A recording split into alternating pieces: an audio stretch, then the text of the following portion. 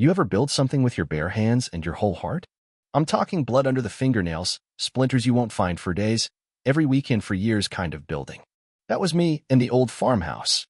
It wasn't just a house. It was our house, mine and hers. Bought it cheap, back when we thought sweat equity was romantic and paint swatches were foreplay. The place was a century-old wreck with a porch that sagged like my faith in humanity would years later. But I saw something in it. Potential. Bones. The same thing I thought I saw in her. We stripped it to the studs, and then we built it back up together. I laid every floorboard, sanded every beam. I ran the new wiring myself and rewired the panel, twice, after learning the hard way that YouTube tutorials can't replace common sense. She picked out the tile, the counters, the curtains. I joked she chose the curtains with more passion than she chose me. She'd laugh. I thought it was love. Turns out it was foreshadowing. 5 years. That's how long I spent transforming that house. 5 years of late nights, early mornings, pulled muscles, and occasional drywall tantrums. But when it was done, man, it was beautiful. Not magazine beautiful. Ours beautiful. The kind of place where you imagine growing old together, watching the seasons change from the front porch with coffee in hand and your person beside you.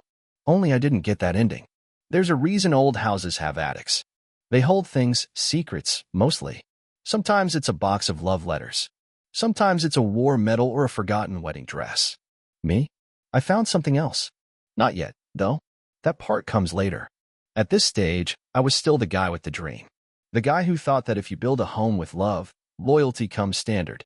The guy who believed in effort, in vows, and the kind of quiet loyalty that doesn't make headlines but holds a life together. And I would have believed that until my last breath, if not for what I found hidden in the beams. But we're not there yet. Not quite. The house had just crossed the finish line. The last doorknob screwed in, the last light fixture wired, the final coat of sealer glistening on the front deck. It smelled like cedar and purpose. The kind of smell that makes a man stand back with his hands on his hips and think, yeah, this is it. She cried when I gave her the tour. Said it was everything she dreamed of. Said I was her hero. I believed her, because why wouldn't I? You don't question the weather when the sun's shining, you just stand in it and soak it up. She posted the whole thing on social media. From fixer-upper to forever home, she wrote. 100-something likes. Her sister commented, you're the luckiest woman alive. If only hashtags came with warnings. Hashtag this will age poorly. The first month living in our forever felt like the calm after a marathon. I finally sat down. Cooked actual meals. She smiled more, or maybe I just noticed it more now that I wasn't knee-deep in insulation and sawdust. Still, little things itched at the edge of my brain. A vase moved slightly. A glass out of place. Her phone lighting up more often. She'd laugh it off. Just work drama, and I'd nod like a fool. Love does that to a man. It gives him blinders and calls them trust. One night I was in the garage, organizing my tools. She came out in a robe, hair still wet from a shower, kissed me on the cheek and said she was heading to bed early. I watched her walk back in through the kitchen, the soft sound of her steps on the hardwood I'd installed myself. I felt this wave of peace hit me, like I'd finally made it. Like maybe the struggle phase was over and now we could just live. That same night, the house made a noise. Old houses do that. Sure, pipes and beams settling, whispering in wood grain. But this was different. A soft click. Faint. Mechanical. The attic. I'd installed a small security camera up there months ago, back when we had roofers in and I got paranoid about our valuables. Forgot all about it, to be honest. It was hidden behind an old vent cover near the rafters. Ran on a long-life SD card. No Wi-Fi.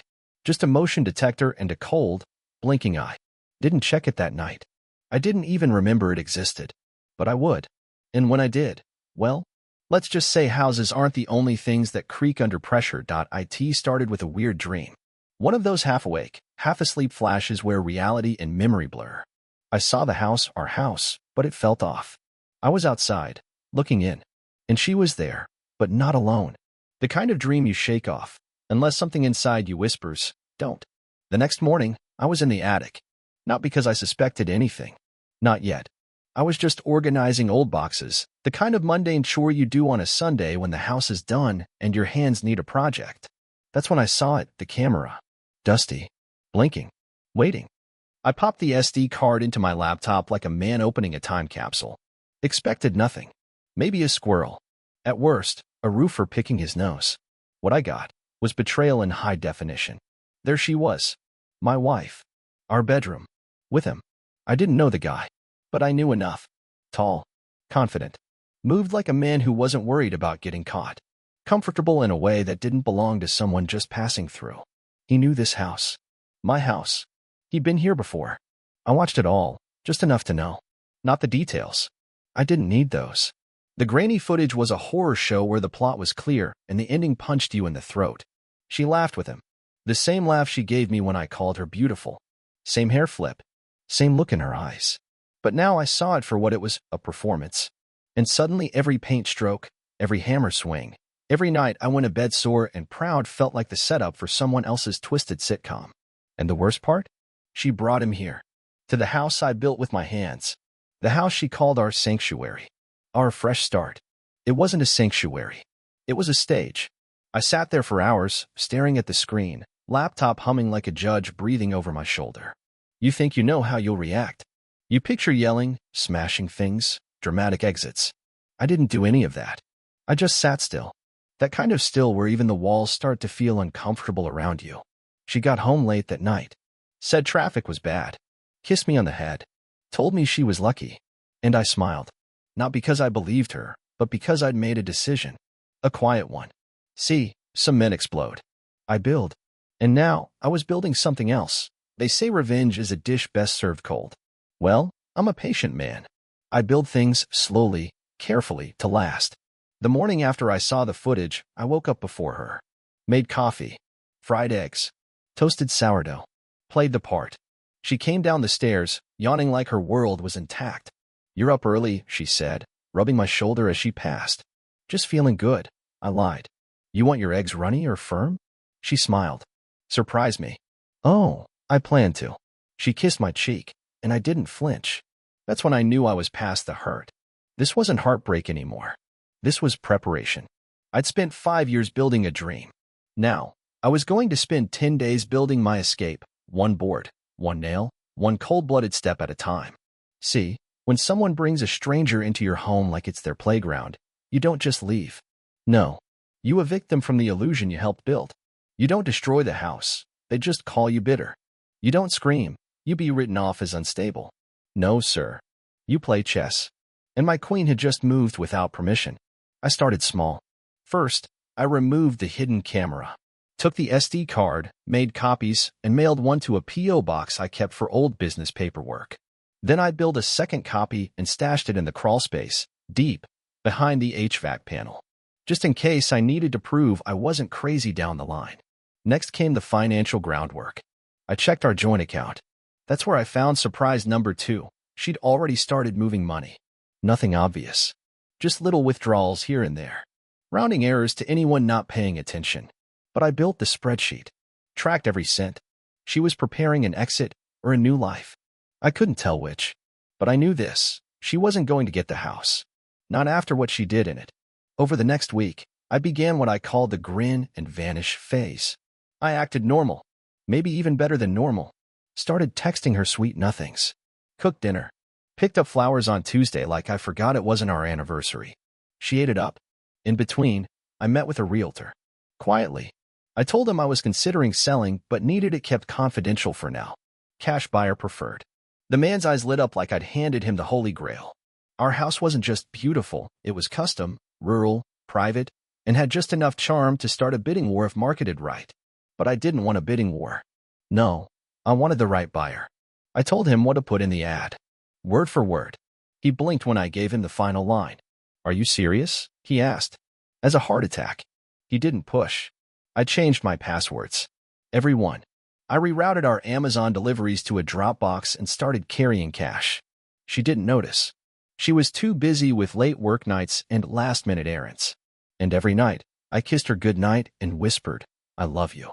Because here's the thing about betrayal, it's not about the moment they cheated. It's about every lie they told you while looking you in the eye. I wanted her to feel that. Not now. Later. When it was too late. It was Friday when I finally set the clock. I waited until she was in the shower singing, no less. That voice I once found sweet now sounded like a lullaby for a sleeping fool. I walked out to the back shed. Opened the old toolbox I hadn't touched in years. Inside, under the socket wrenches and leftover screws, was a safe. She didn't even know it was there. Inside that safe was a file, pictures, receipts, the SD card, and something else. A letter. Not a screaming, all caps, venom-dripping manifesto. Just the truth. A truth written calmly, like the final inspection report on a failed foundation. It read, "You broke it. Not the house. That's still standing. You broke me. This house was built with love, and you desecrated it like it was just drywall and furniture. You didn't just lie. You made me complicit in building the stage for your affair. You brought him here, into our walls, onto the bed I made by hand. So now, I'm leaving. The house is being sold. The paperwork is done. And in case you're thinking of contesting it, check the files I've left. Every video, every withdrawal, every lie you told, documented. The ad says it all. A house built on love, but destroyed by betrayal. That'll stay up until escrow closes. Enjoy the spotlight. You earned it. Me." I folded the letter, slid it into the envelope, and tucked it beneath her pillow. Later that night, we ate lasagna. She talked about a vacation she wanted us to take. Said she was proud of me. Said she felt closer to me lately. I smiled and nodded like a man who wasn't already packed to leave at 3 a.m. When she fell asleep, I stood in the doorway and took one last look at what we had, or what I thought we had. Then I walked out the front door. Didn't slam it. Didn't look back. Just locked it behind me, not out of spite, but out of habit. Because some things you do naturally, like building. And now? Now, it was time to dismantle. 3 days after I left, the ad went live. No fuss. No fanfare. Just a single photo of the house, bathed in golden hour light, the porch glowing like a postcard from a simpler life. Beneath it, the description read, "Custom-built farmhouse on 5 acres. Every board laid by hand. A house built on love, but destroyed by betrayal." The listing went viral by noon. It wasn't the square footage or the quartz countertops that did it. It was that line. People shared it like a secret. The romantics were heartbroken. The cynics laughed. The wounded whispered, "Same." And the curious? They asked one question. What happened? She didn't know at first. She was too busy wondering why my number was disconnected. Why my side of the closet was empty. Why the fridge still had my favorite hot sauce but none of my leftovers. She called my mother, my brother, even my high school mechanic. Nobody answered. That was part of the plan. See, when someone betrays you quietly, you don't scream. You let the silence close in on them like walls shifting in the night. She found the letter on the 4th morning. I know this because she texted me. "What the hell is this? Where are you?" I didn't respond. I never planned to. Not directly. She tried calling after that. Several times. Then came the voicemail, the one where the sobbing slipped in between words. "Please, can we talk? I don't know why you're doing this. I made a mistake. But it didn't mean anything. You can't just walk away from everything.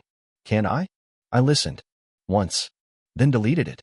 The same way she deleted me the first time she let him in. What she didn't know was that her mistake had a name, a face, and a job 3 towns over. And I'd already paid him a visit. Nothing dramatic. No fists.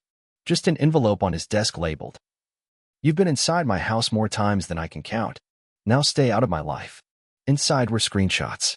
Stills from the video. Enough to remind him that he'd walked into the wrong home and underestimated the man holding the blueprints. He quit his job the next day. Whether it was guilt, shame, or fear, I don't know. I don't care. His world cracked. That's enough for me. Back in town, my realtor called.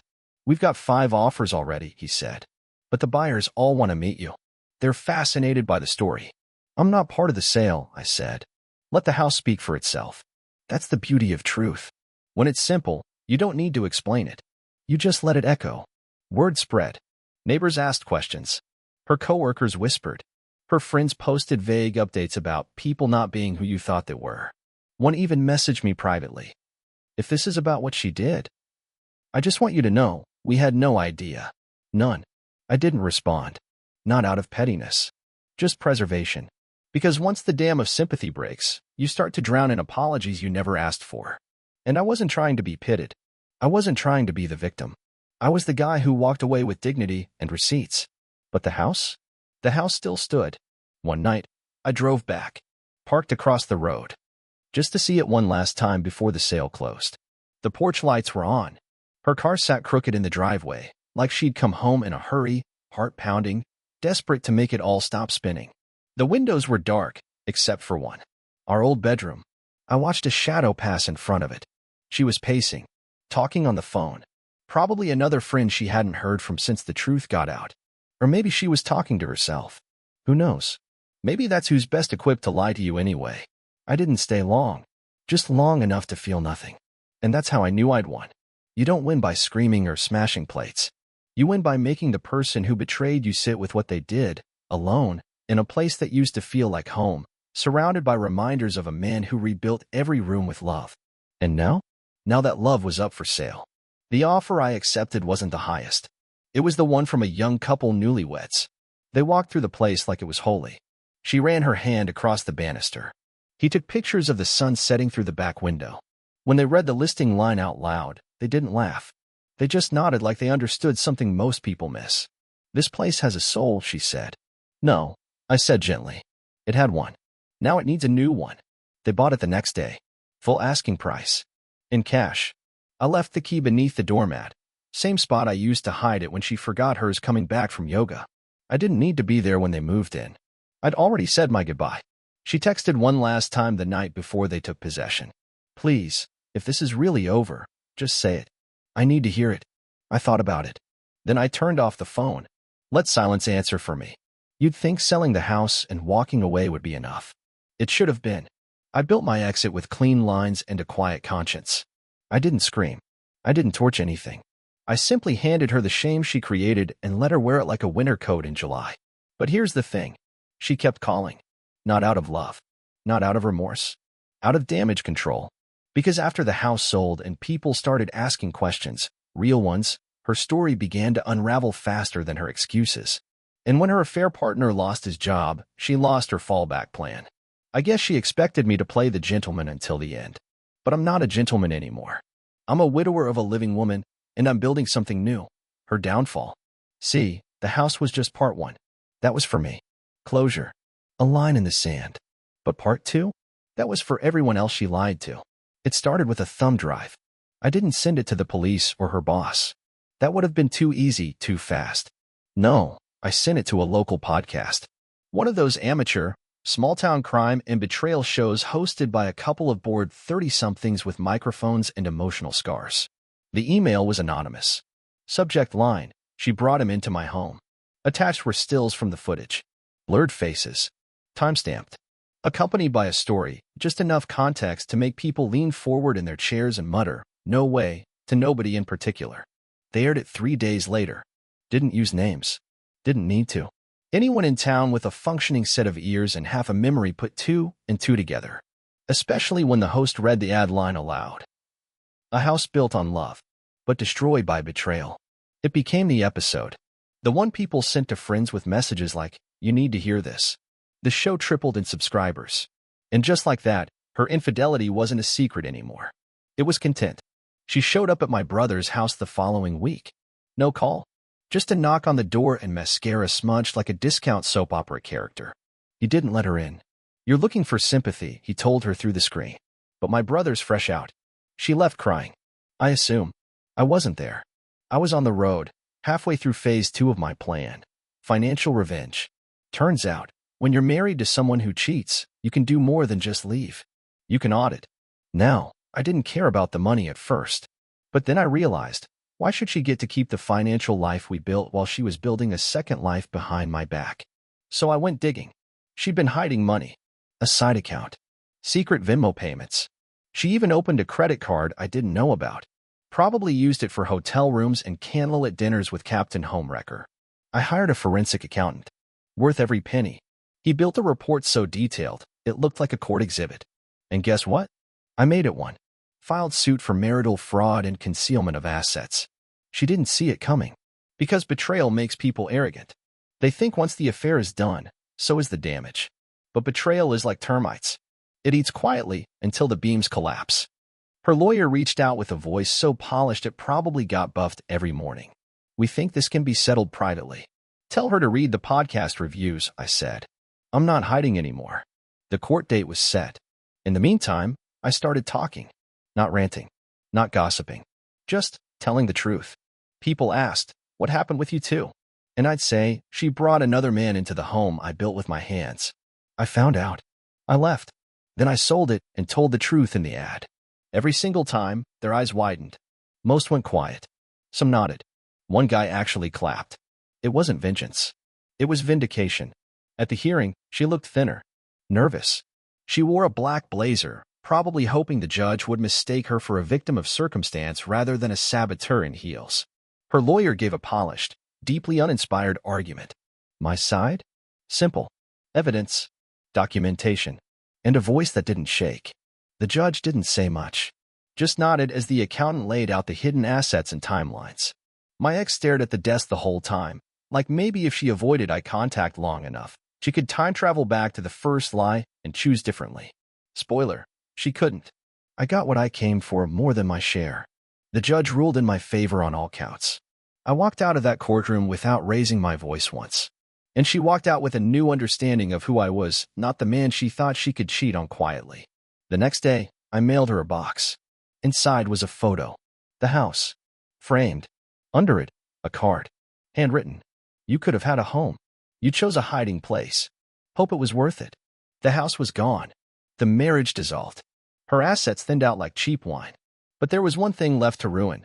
Her reputation. You see, money can be rebuilt. But a reputation? That's harder to patch once it's been walked through the mud, especially when you built yours on the image of a devoted wife and honest woman. She was a community darling, volunteer boards, charity luncheons, all that surface-level virtue people cling to like a shield. The kind of woman who quotes kindness and stabs you with it when you're not looking. So I pried the shield from her hand. Remember that podcast? Turns out it wasn't just for entertainment anymore. They wanted to do a follow-up. An interview with the builder, as I'd come to be known. Anonymous, if I wanted. But I didn't. Not anymore. We sat down in a quiet studio, and I told the story, every nail, every late night, every lie I didn't catch until it was too late. I didn't name her. I didn't need to. The story was already in the bloodstream of our town. I just gave it a heartbeat. By the end of the episode, the hosts were silent. When they spoke again, their tone had changed from curiosity to respect. She heard it, of course. Maybe live, maybe someone sent it to her. Either way, her social media went dark. Her LinkedIn? On sabbatical. Her email auto-reply? Stepping back for personal reasons. Her friends? Silent or gone. You don't need to yell to make someone feel small. You just take away the crowd they used to hide in. And when they're left with nothing but their own echo, they hear the truth loud. Months passed. Life moved. Not quickly, but surely. I rented a cabin for a while. Found peace in the quiet, birds, not buzzwords. I picked up woodworking again. Not out of nostalgia. Out of therapy. I didn't miss her. I missed me. The man I was before her lies made me question everything I'd built. One afternoon, I drove past the old farmhouse. The new couple had painted the front porch. Hung string lights. Raised garden beds sprouted in the side yard. Laughter floated through an open window. Their world was intact, untouched by betrayal. I didn't stop. Didn't knock. Just smiled. The house was finally being what I'd always wanted it to be. A home. And now I was free to build a new one, this time not just with my hands, but with eyes wide open. That night, I started sketching designs. Not for a house, for a life. 6 months later, she sent me a letter. A real one, in the mail. No stamps of rage. No lawyers. Just her handwriting, familiar and foreign all at once. It was 5 pages of apology, deflection, and nostalgia. She talked about what we had, how she lost herself, how she still loved me in her own way. She ended it with a plea. Maybe one day, you'll forgive me. Maybe we can talk, not about getting back together, but just talk. I folded the letter and placed it in a drawer. Didn't respond. Didn't burn it. Just kept it as evidence of how small her world had become and how far I'd already walked away from it. Forgiveness is a generous thing, but sometimes the kindest thing you can do is say nothing. That silence? That was my final gift to her. No rage. No reply. Just the void she earned. People think revenge is loud, messy, cinematic. But here's the truth. Revenge is precise. It's selling the house she desecrated and using the proceeds to start your next chapter. It's building a new life brick by brick while she tries to salvage a broken one from ash and rumor. It's letting her feel the weight of your absence in the walls she once mocked with someone else's laughter. And it's being okay with never getting an apology that means anything, because you don't need it anymore. She took what we had and threw it on a stranger's lap. I took what we built, sold it, and left behind a truth she can never repaint. A house built on love, but destroyed by betrayal. The world read it. She lived it. And me? I walked away with nothing in my hands, and everything in my heart intact.